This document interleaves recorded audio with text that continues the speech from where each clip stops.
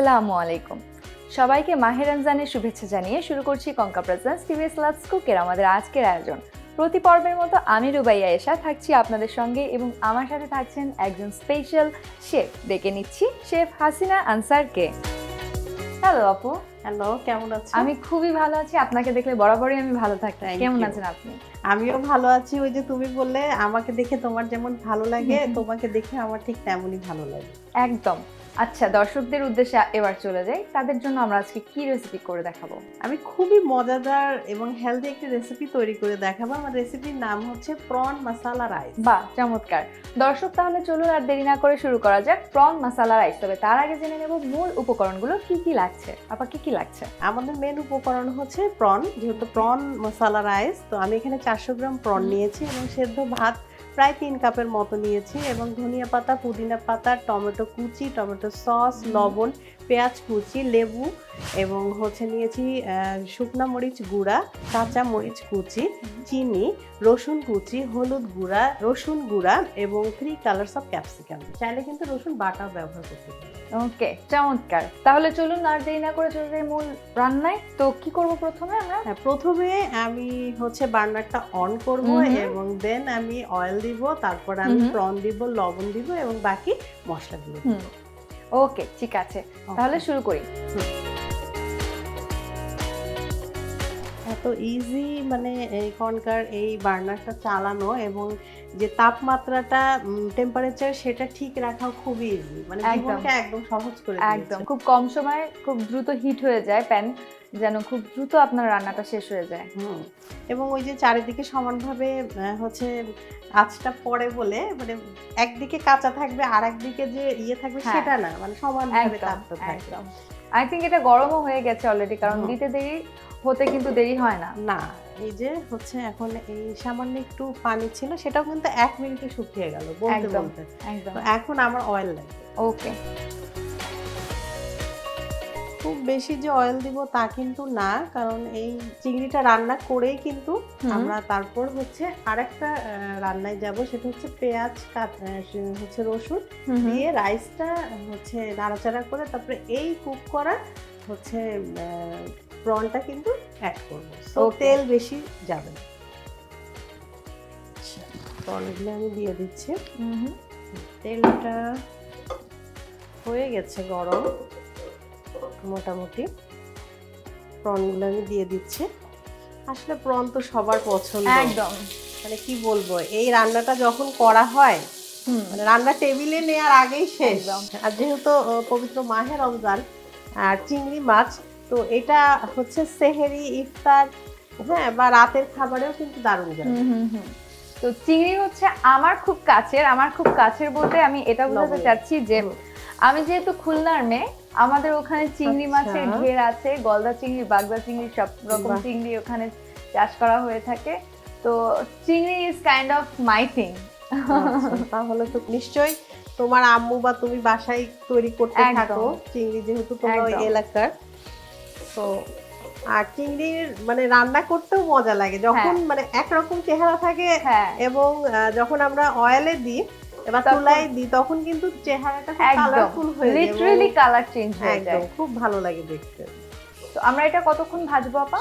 আমরা কিছুক্ষণ ভেজে দেন সব মশলাগুলো একে একে দিতে থাকবো। তুমি আমাকে দাও, আমি দিতে থাকি। ওকে, ফার্স্টে কোনটা দিব? টমেটো না, প্রথমে তুমি দিবা না হলুদ গুঁড়াটা, মরিচ গুঁড়া। ওকে, মশলাগুলো হ্যাঁ আমরা আগে দিব। আমি খুব সামান্য পরিমাণেই দিচ্ছি হলুদটা, জাস্ট কালারের জন্য। হ্যাঁ, মরিচটা একটু দিতে হবে যেহেতু মশলা রাইস, তো একটু স্পাইস তো থাকবেই।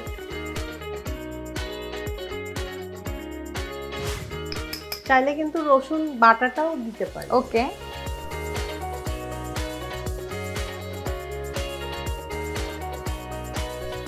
যারা হচ্ছে দর্শক রান্নার ঝুট ঝামেলা থেকে একটু নিজেকে গুছিয়ে রাখতে চান, একটু এগিয়ে রাখতে চান, বিশেষ করে কর্মজীবী নারী যারা আছেন, তারা রসুনের গুঁড়াটা ব্যবহার করতে পারেন, কারণ এটা তো রেডিমেড পাওয়া যায়।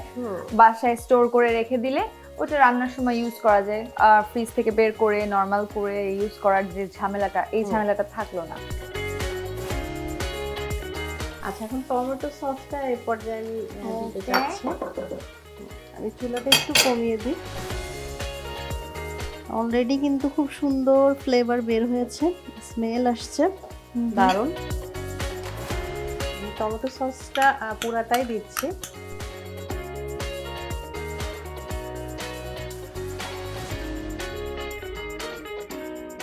আর যে টমেটোটা ছিল কুচি, টমেটো কুচিটা একটু দিচ্ছি। মানে একে একে সব সবজিগুলোই দিব। এটা আমরা কতক্ষণ ধরে রান্না করব বা কষাবো?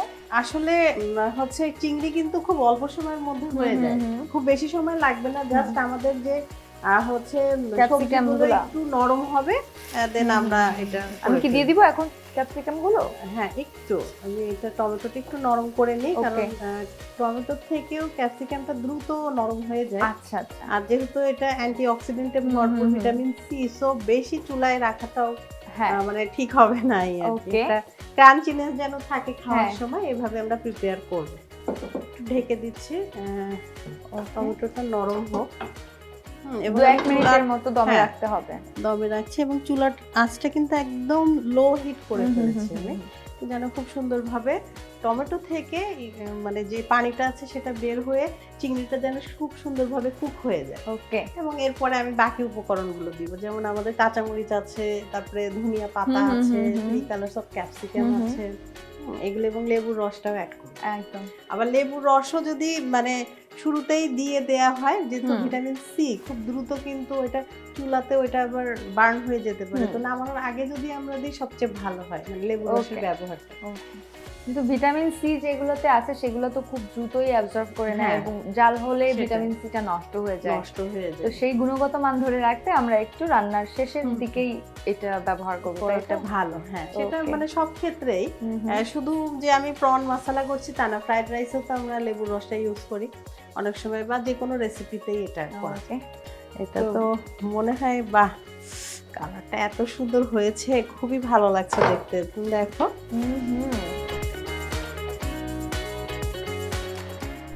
আমরা বাকি উপকরণগুলো দিয়ে দিচ্ছি। হ্যাঁ, আমরা ক্যাপসিকাম গুলো দিয়ে দিচ্ছি।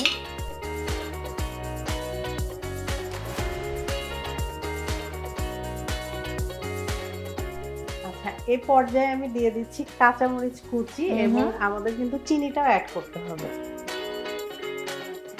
আসলে এটা তো মশলা রাইস, তুমি তো দেখেছো যে আমি শুকনা মরিচটাও দিয়েছি এবং আমি কাঁচা মরিচটাও দিচ্ছি। হ্যাঁ। আচ্ছা, এই পর্যায়ে একটু চিনি দিয়ে দেব এবং লেবুর রসও অ্যাড করব। চিনিটা টেস্টের জন্য আমরা খাবারে অবশ্যই টেস্টিং সল্ট ইউজ করব না, কারণ এটা হেলদি না, ক্ষতি। তো তার বদলে কিন্তু আমরা চিনিটা দিলে মানে মজার একটা টেস্ট চলে আসে। তুমি মনে একটা বিষয় লক্ষ্য করেছো, আমি কিন্তু কোনো পানি অ্যাড করিনি এখানে। হ্যাঁ, এই সবজির যে পানিটা ছিল, টমেটোর যে পানিটা ছিল, সেটা দিয়ে কিন্তু আমরা চিংড়িটা রান্না করেছি। এখন লেবুর রসটা লাগবে, একদম মাখো মাখো চিংড়ি। একদম। এটা কিন্তু অনেক টেস্টি হবে, মানে অল্প পানি দিয়ে রান্না করলে সেটার স্বাদ কিন্তু খুবই ভালো হয়। আর সেহরিতে হচ্ছে যারা চিন্তা করেন যে সেহরিতে উঠে কি খাবো, ভালো লাগছে না, সেহরিতে কিন্তু মুখের রুচিও তেমন একটা থাকে না, তো ওই সময়ের জন্য আমার মনে হয় এই রেসিপিটা একেবারেই পারফেক্ট একটা ডিশ হবে। একদম, মানে রুচিও আসবে এবং খেতেও পারবে। আর সারাদিন তো আমরা যেহেতু ক্লান্তি ভাব চলে আসে, ওইটাও থাকবে না, একটা ট্যাঙ্গিনেস আছে এটার মধ্যে অলরেডি। আচ্ছা, আমি এখন একটু ঢেকে রাখছি। এই যে হচ্ছে মশলাগুলো দিলাম, এগুলো যেন একটু চিংড়ির মধ্যে যায়, সেজন্য একটু দমে রাখবো, হালকা দমে রাখবো।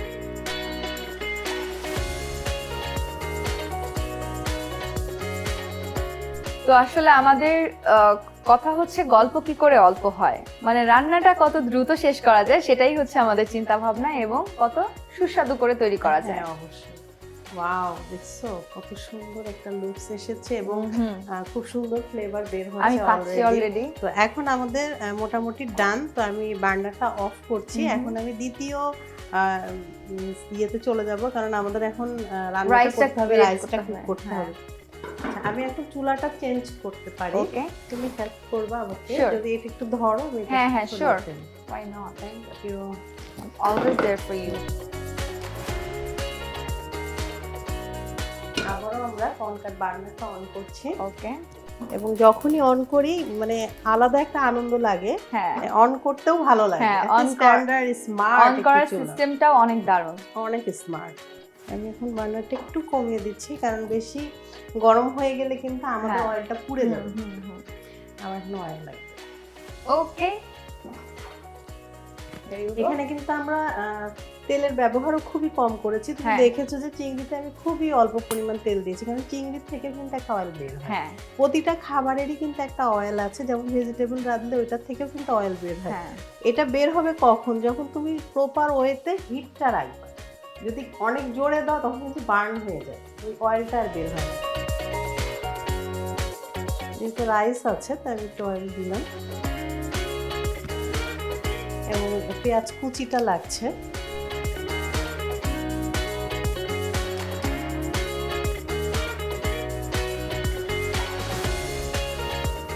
খুবই মানে কি বলবো, অল্প উপকরণ দিয়ে খুবই ইয়ামি এবং মজাদার হেলদি রেসিপি আর কি। আর চিংড়ি যেহেতু খুব দ্রুত হয়ে যাবে, আর আমরা কিন্তু ভাতটা সেদ্ধ করে রেখেছি অলরেডি হাফ কুক করাই হ্যাঁ, আছে। হ্যাঁ 80% কুক করে রেখেছি আর বাকিটা আমাদের চুলায় হয়ে যাবে। হুম, আর চাইলে কিন্তু বাসমতি চাল দিয়েও এই রাইসটা করা যায়, খুবই মজাদার লাগে কারণ বাসমতি চাল একটু বড় বড় হয়, সবাই খুব পছন্দ করে। আচ্ছা, রসুন কুচিটা একটু লাগে। শিওর। রসুন কুচিটা আমি দিয়ে দিচ্ছি। রসুন তো আসলে খুবই হেলদি হ্যাঁ এবং টেস্টিও। আসলে আমি এটা খুব লাল করব না, এই যে পেঁয়াজের যে কাঁচা রস আর রসুনের যে একটা রস, একটা গন্ধ ফ্লেভার, সেটা যেন না থাকে সেই হ্যাঁ। হিসেবে আমি এটাকে নাড়াচাড়া করছি। আচ্ছা, এখন রাইসটা দাও, আমি এটা দিয়ে দিই। ওকে। আমার স্কুলে আমি প্রচন্ড বাউন্ডুলে ছিলাম। বাউন্ডুলে মিন্স ওই যে চঞ্চলা, খুব দুষ্টুমি করতাম। আমি কখনো পড়ার জন্য বকুনি খাইনি, আমি বকুনি খেয়েছি আমার চঞ্চলতার জন্য, তাই না? দুষ্টুমির জন্য। আচ্ছা, একবার না থাকে, এটা অন ক্যামেরায় না বলি, আমার বলো সেই না। স্যার যদি এখন দেখে তাহলে ও সব ফাঁস হয়ে যাবে না? সব ফাঁস হয়ে যাবে। আচ্ছা, তবে হ্যাঁ। আমি আরেকটা দুষ্টামি করেছিলাম, এটা আমি ইচ্ছা করেই করেছিলাম, শেয়ার করব। হ্যাঁ আমি যখন কলেজে পড়ি, আমি কুষ্টিয়ায় হচ্ছে বিশ্ববিদ্যালয় কলেজে পড়তাম, তো সেখানে আমি সায়েন্সের স্টুডেন্ট ছিলাম। পরে আমি কমার্সে চলে আসি। তো আমার বান্ধবী ছিল, ওকে আমি বলছি যে শোন, আমার না অনেক জরুরি একটা কথা আছে তোর সাথে। সে বলছে যে মনে হয় খুবই ইম্পর্টেন্ট কথা। বলছে আচ্ছা চলো। বলছে না, এটা একটা মানে একটু নির্জন জায়গায় যেতে হবে। পরে ও গেল আমার সাথে এবং আমি বলছি না দেখ, এটা না কানে কানে বলতে হবে। পরে ও যখন কানটা দিয়েছে, আমি এমন ধরে ফুঁক দিয়ে পালিয়েছিলাম। মানে এই জিনিসগুলা মাঝে মাঝে চিন্তা ছোটবেলার এই করলে। ব্যাপারগুলো, এটা কিন্তু আমিও করেছি। ও আচ্ছা, এটা মানে কম বেশি সবাই সবাই মোটামুটি করে এটা। এই অপরাধটা করেই থাকে। এটা ছোটবেলার সবার একটা ইন্টারেস্টিং পার্ট। কাঁচামরিচ, চিনি এবং হচ্ছে লবণটা লাগবে। ওকে, আবার আমি দিয়ে দিচ্ছি, চিনিটা দিচ্ছি।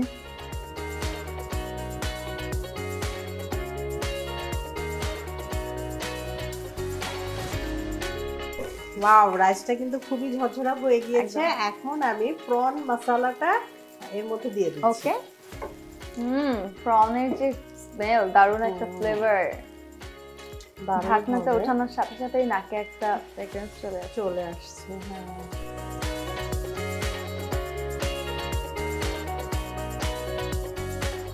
খুবই কালারফুল লাগছে দেখতে, খেতেও দারুণ মজা হবে। আমি কি একটু নেড়ে চেড়ে দিব? হ্যাঁ, দিতে পারো, সমস্যা নেই। ওকে, হ্যাঁ, একটু হেল্প করতে পারো আমাকে। ওকে, আমি একটু নেড়ে হ্যাঁ, চেড়ে একটু দিই। নাড়া, আমি ধরি।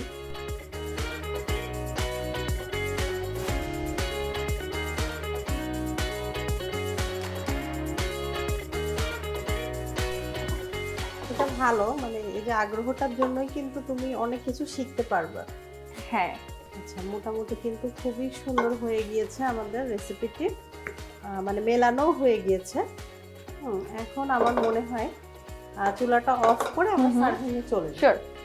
রান্না শেষ, এখন সার্ভিং এর পালা, right? The place is years. Thanks. তো আমি কি এটা একটু এখানে দিয়ে দেই, দিলে খুবই ভালো তাহলে হয়। ইজি হবে। Easy হবে আমার বাড়াটা। Thank you. খুব সুন্দর ঘ্রাণ বের হয়েছে, খুবই ভালো লাগছে। যেমন দেখতে ভালো লাগছে, আশা করি খেতেও খুব মজাদার হবে। এবং দর্শকরা যদি বাসায় ট্রাই করে, মানে আমি 100 বলতে পারি, নিরাশ হবে না।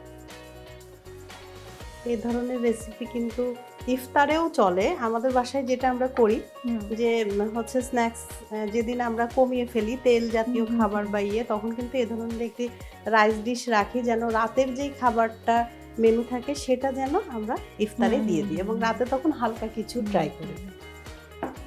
যে আমি যে ক্যাপসিকামগুলো রেখেছিলাম একটু মিলিয়ে নিলাম, এগুলো একটু দিয়ে দিচ্ছি।